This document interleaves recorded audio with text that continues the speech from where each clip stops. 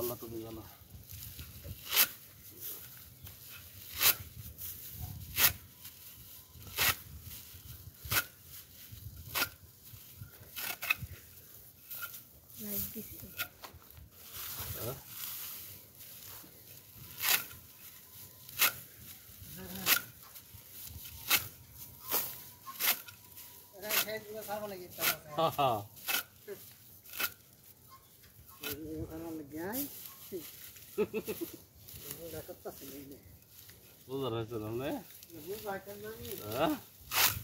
এটা হলো স্মৃতি, বুঝছেন? শৈশবের স্মৃতি।